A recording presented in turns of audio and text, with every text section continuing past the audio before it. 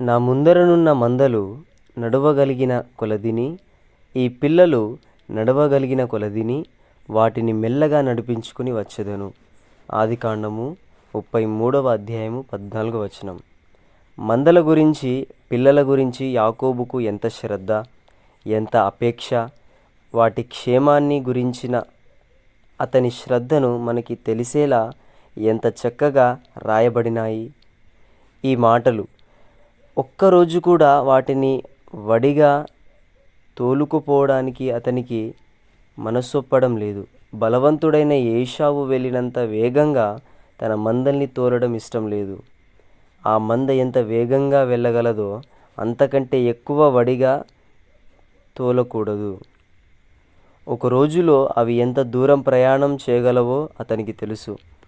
ఎంత వేగంగా తోలాలన్నది దీన్ని బట్టే అతడు నిర్ణయించాడు. అదే అరణ్య ప్రదేశాల్లో కొన్ని సంవత్సరాల క్రితం అతడు ప్రయాణించి ఉన్నాడు. కాబట్టి ఆ ప్రాంతంలోని ఉష్ణోగ్రత, ప్రయాణంలోని కష్టసుఖాలు, దూరభారాలు అతనికి తెలుసు. అందుకే నేను మెల్లగా నడిపించుకొని వస్తాను అంటున్నాడు. మీరు వెళ్ళు త్రోవ మీరింతకు ముందుగా వెళ్ళినది కాదు.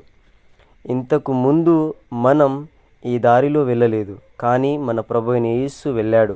మనకైతే ఆ దారి తెలియదు, కానీ ఆయనకైతే వ్యక్తిగతమైన అనుభవం మూలంగా దారి అంతా తెలుసు. కాళ్ళు లాగేసే పల్లాలు, ఎదురు దెబ్బలు తగిలే కోసురాళ్ళు, నీడ అన్నది లేకుండా మైళ్ళ తరబడి ఎండలో మనం అలసిపోయే ఎడారి దారులు, దారికడ్డంగా సడులు తిరుగుతూ ఉరకలేసే ప్రవాహాలు, వీటన్నిటి మీదుగా యేసు ప్రభు ఇంతకు ముందు నడిచాడు. ఈ దారిలో, ఈ ప్రయాణాలతో ఆయన శ్రమపడి ఉన్నాడు. ఆయన మీదుగా ఎన్నో జలాలు ప్రవహించాయి. ఆయన ప్రేమ దాహం మాత్రం తీరలేదు. ఆయన అనుభవించిన శ్రమల వల్ల సరైన మార్గదర్శిగా మనం అంగీకరించడానికి ఆయన యోగ్యుడు. మనం నిర్మితమైన రీతి ఆయనకు తెలుసు. మనం మట్టితో చేయబడ్డామని ఆయన జ్ఞాపకం చేసుకుంటూనే ఉన్నాడు. మనల్ని ఆయన మెల్లిగా నడిపిస్తున్నాడా లేదా అని ఎప్పుడన్నా అనుమానం వస్తే ఈ సంగతి జ్ఞాపకం చేసుకోండి. ఆయనకి ఎప్పుడూ గుర్తుంటుంది. నీ పాదం వేయగల అడుగుల కంటే ఒక్క అడుగు కూడా ఎక్కువ వేయించడాయన. తరువాత అడుగు వేయగలనా లేదా అని నీకు సందేహం కలిగితే కలగనియ్యి. ఆయనకు తెలుసు. ఆ అడుగు వేయడానికి బలాన్నివ్వాలా లేక అక్కడితో ఆపి విశ్రాంతినివ్వాలా ఆయనకే తెలుసు.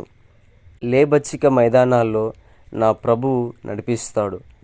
పచ్చదనం కోల్పోయిన తావుల్లో కరుణ కవోష్ణ దృక్కులతో నడిపిస్తాడు.